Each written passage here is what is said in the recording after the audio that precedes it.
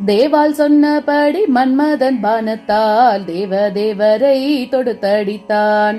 தேவர் கோபத்தினால் பார்த்து மன்மதனை தகித்து சாம்பலாக்கினார் மூன்றாம் கண்ணால். பயந்து பார்வதி அம்மன் அதை கண்டு ஓடிப்போய் பர்வதராஜன் சொல்லால் தபசிருந்தாள். மன்மதன் சாம்பலை பிசைந்து விஸ்வகர்மா மனித உருவம் செய்தான். சோபனம் சோபனம்.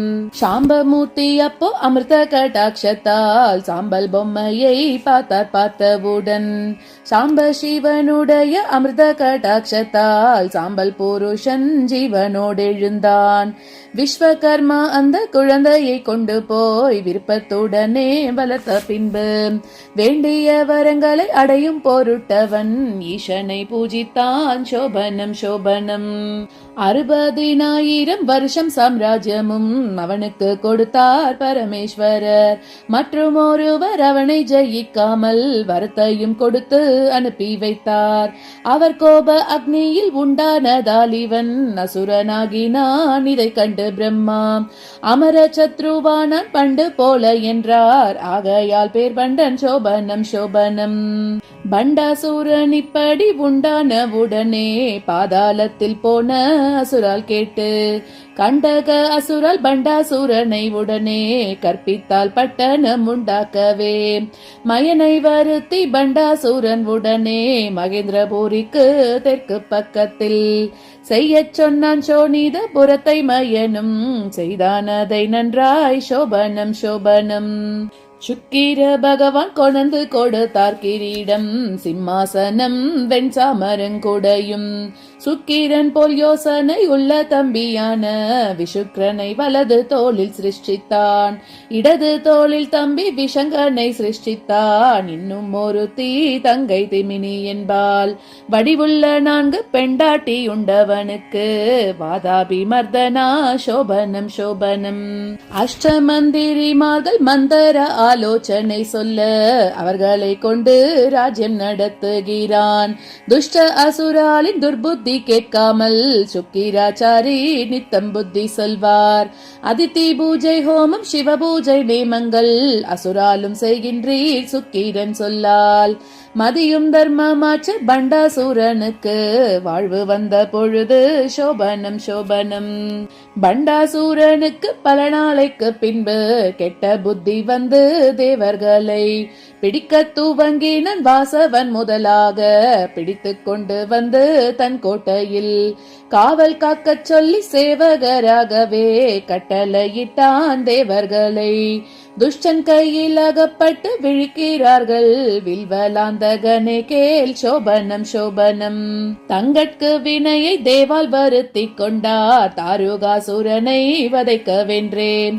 சங்கரரிடத்தில் மன்மதனை ஏவ போய் தானே வலையில் விழும் புலியை போல சுவாமி தபசிற்கு துரோகம் நினைத்ததால் சத்ருவாகினான் பண்டாசூரன்.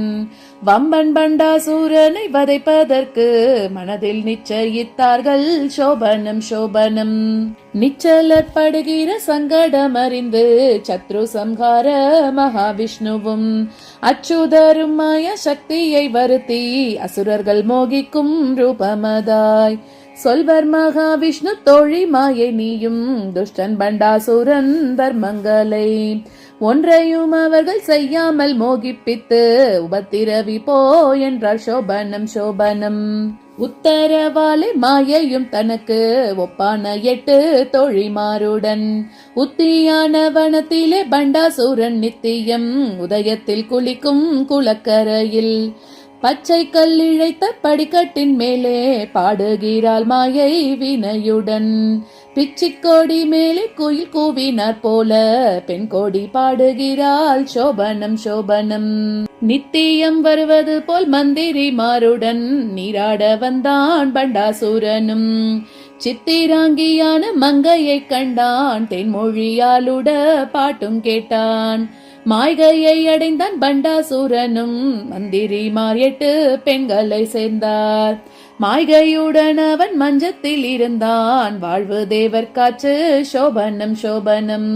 மாய்கையாகிய மடுவில் விழுந்தான். மறந்தான் பண்டாசூரன் சிவபூஜையை.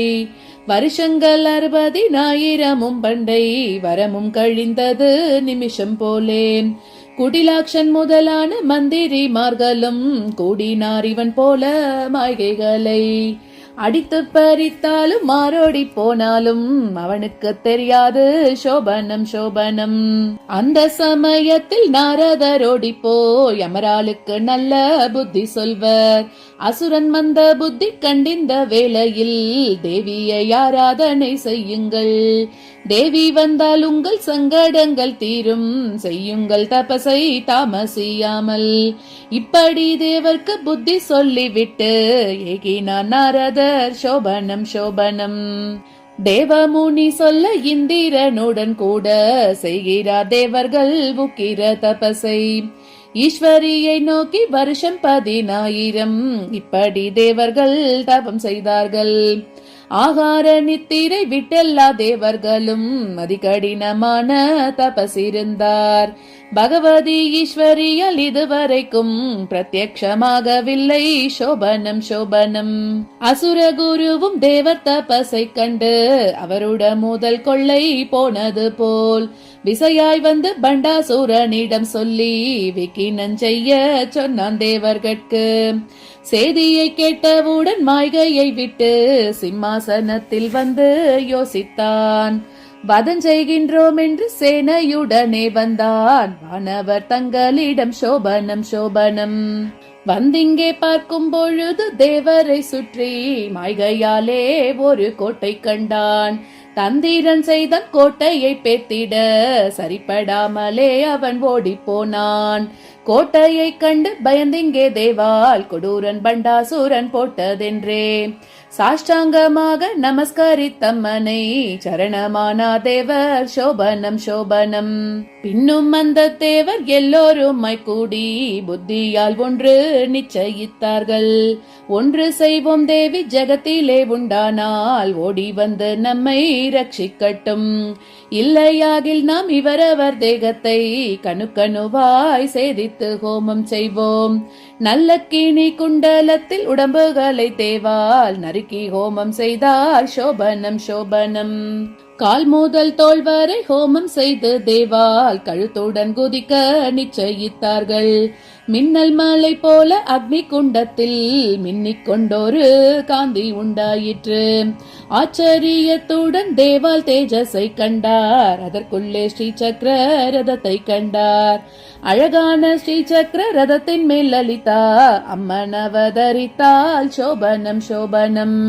வானுலகத்து தேவால் தாபத்தை தீர்த்திட வந்து லலிதை அவதாரமாய் பட்டுக்கூடை கவிய சித்திர பொன்றதம் பளிச் பளிச்சென்று ஒளி திகழ. ஸ்ரீ சக்கரராஜ ரதத்தினில் தேவியும் சிங்கார ரூபமாய் காந்தி மின்ன. ஆலவட்டம் வெண் சாமரம் போடச் சகிகளும் அக்னி குண்டத்தின் நடுவில் வந்தாள். பத்மராகத்தினால் இரு பாதங்களிலும் பாதசரம் பிலி கொலுசுகளும் ஹம்சம் போலே அம்மன் நடையழகும் நல்ல யானை துதிக்கை போல் துடையழகும். சிவந்த பீதாம்பரம் உடுத்த பின் தட்டும் சிறுத்த இடையில் ரத்தின மேகலையும் நவநீதம் போன்ற தொப்புள் சின்ன உதரத்தில் அழகாய் மும்மடிப்புடன் சோபனம் சோபனம். தாமரை மொட்டு போல் தலதல என்றிரு ஸ்தனங்களும் சரப்பளி முத்து சரம். கமுகு சங்கு போல கழுத்தும் ஜவந்தி வகை கட்டிய மாலைகளும் நான்குகையும். நவரத்தினமிழை திட்ட வளையும் கொலுசுடன் 4 கையில் கணையாழி மின்ன. நவக்கயிரும் கரும்பும் துரட்டியும் புஷ்பமும் 4 கையிலும் உண்டு சோபனம் சோபனம். பவளம் போல் உதடும் குறுக்கத்தி மொட்டு போல் பல்லுகளின் ஒளி காந்திகளும். கருநீல புஷ்பம் போல் விழியும் தாழம்பு போல் காதுகளும் விற்போல் புருவங்களும். அழகு சம்பக மொட்டு போல் மூக்கு நத்தும் புல்லாக்கும் கண்ணாடி போல் கண்ணங்களும் இரு காதில் ஓலை குண்டலம் வாளி முதலாய் இளங்கும் சந்திர முருகும் சோபனம் சோபனம் அர்த்த சந்திராகார நெற்றியில் சிந்தூரம் அதிசிவப்பா மூன்றாம் கண்ணது போல் அர்த்த சந்திர கலையும் சுட்டிரா கோடியும் அழகு நீளமான கேசத்தின் மேல் சிந்தாமணி ரத்தினத்தாலே கிரீடம் சிரசிலே தரித்து கொண்டிருக்காளம்மன் சந்தனம் கஸ்தூரி புனுகு பூமாலையும் தரித்து மாதா வந்தால் சோபனம் சோபனம் மண்டல பால அரக்கன் போலம்மன் வர்ணமும் வளமுள்ள சந்திர காந்தி சீதலமும் கண்டவுடன் தேவியை கைகூப்பி தேவர்கள் கனகத்தடி போல் விழுந்து பணிந்தார்கள் தேவர்களுடைய தேகரணத்தை கண்டு ஸ்ரீலலிதை மெத்த இரக்கத்துடன் அவ்வளவு பேரையும் அமிர்த கண்ணால் பார்த்து அங்க கூரைகள் தீர்த்தால் சோபனம் சோபனம் திடமான தேகத்தை அடைந்தார்கள் தேவர்கள் தேவியுடைய கிருபை அனுகிரகத்தால் அடிக்கடி நமஸ்கரித்து விட்டு கீர்வானர் அஞ்சலி பண்ணி ஸ்துதி செய்கிறார். ஓம் நமோ நாராயணியே பகவதி உம்மை ஸ்துதி செய்கின்றோம் அதிதி புத்திரால். இன்று போல் எங்களுடைய ஆபத்தெல்லாம் தீர்த்து என்றும் எங்களை ரக்ஷி சோபனம் சோபனம். 3 உலகங்களையும் 4 வேதங்களையும் முழுவதையும் பெற்ற மாதா நீரே. வானுலகமும் சர்வ ராஜாதிகாரமும் வரமும் சாம்ராஜ்யாதிகாரமும் கொடுப்பது நீர். 7 வகை வேதத்தின் 84யும் ரட்சிக்கும் தாயாரும் நீரே அம்மா. சாஷ்டாங்கமாக நமஸ்கரித்தோம் உமது சரணாம்புஜங்களில் சோபனம் சோபனம். அதல விதல ரசதல ஸ்வர்க்கங்களிலும் அம்பிகையின் தேக ஒளிகள் வீச சுதையும் சுதாவுடன் அழகேசன் அக்னி சுரகருடர் கிண்ணர் சித்தர்களும் ஹரி பிரம்ம ஈஸ்வருடன் எல்லாம் உனது ரூபம் யாராலே ஸ்தோத்திரம் செய்து முற்றும். லேசம் சொன்னும் மகிமை லட்சங்கோடி உள்ளதில் லலிதைக்கு நமஸ்காரம் சோபனம் சோபனம். ஸ்துதியாலே மெத்த மனக்குளிர்ந்தீஸ்வரி சொல்லுவாள் திரும்பவும் கீர்வானர்க்கு. இன்று முதல் பயத்தை தூர விட்டு விடுங்கள் இந்த பண்டாசூரன் நமக்கு பஞ்சு. அரை நிமிஷத்தில் பண்டாசூர புழுவை அக்னி எரித்தார் போல் வதைத்திடுவோம். ஒரு வாக்கிற்கு மறு சொல்லில்லை நமக்கு உங்கட்கே மங்களம் சோபனம் சோபனம். அம்மனும் அவதாரமானதை அறிந்து அப்போது பிரம்மா விஷ்ணு ருத்ரன் வந்தார். மும்மூர்த்திகளுடன் முனிவர்கள் கந்தர்வர் கிண்ணரர் கிம்புருடர் அப்சரசும் வைரவர் க்ஷேத்திரபாலர் கந்தன் கணபதி 8 திக்கு பாலரும் சக்திகளும் வாராகி சாமுண்டி மாதங்கி முதலேழு மாதாக்களும் வந்தார் சோபனம் சோபனம்.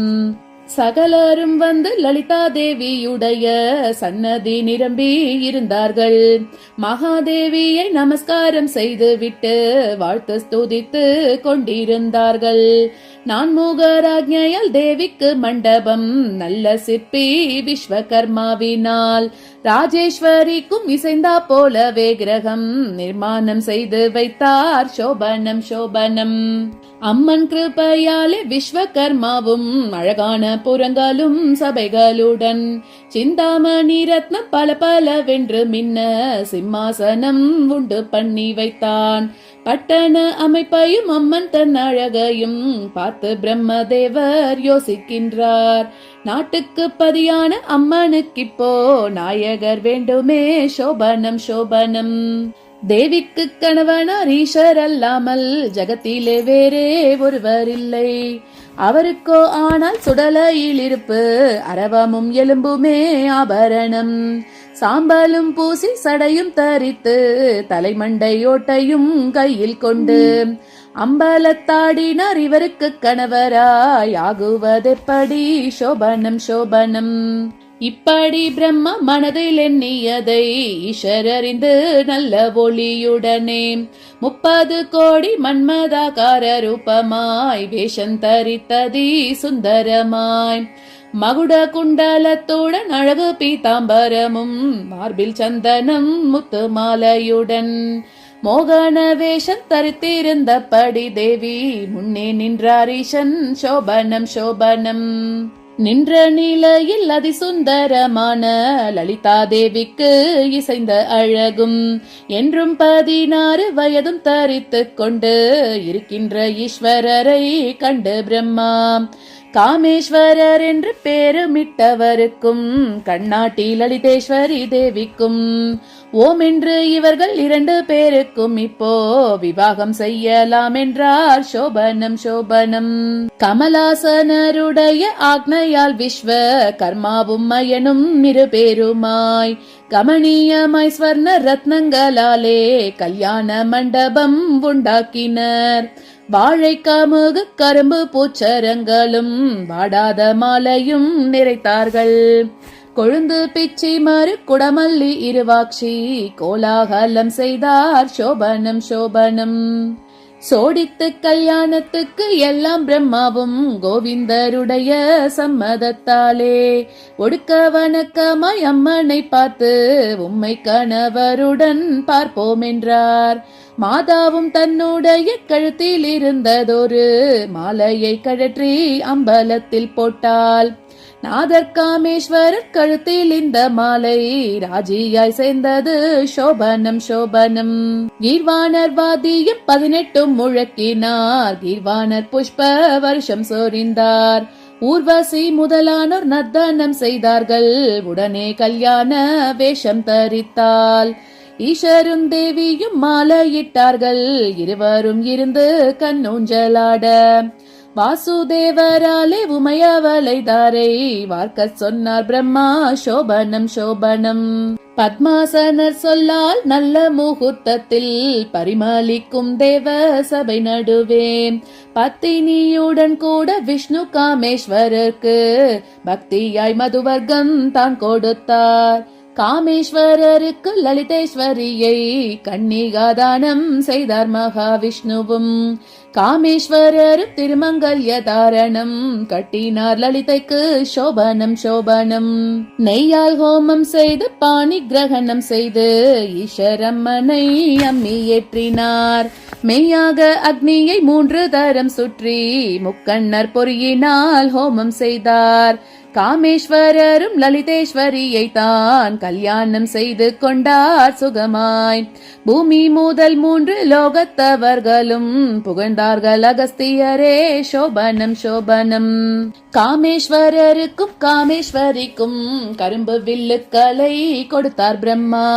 பூமீஷர் விஷ்ணு கொடுத்தாருடனே புஷ்ப பானங்களை 2 பேருக்கும். வருணன் கொடுத்தான் பாசம். விஸ்வகர்மா வாழ்த்திக் கொடுத்தான் 2 துரட்டிகளை. உறங்காமல் அக்னி வாயுவும் கொடுத்தார்கள். ஒளியான அஸ்திரங்கள் சோபனம் சோபனம். அவரவராலேயான அஸ்திரங்களை அம்பிகை முன்வைத்தார் அமரர் எல்லாம்.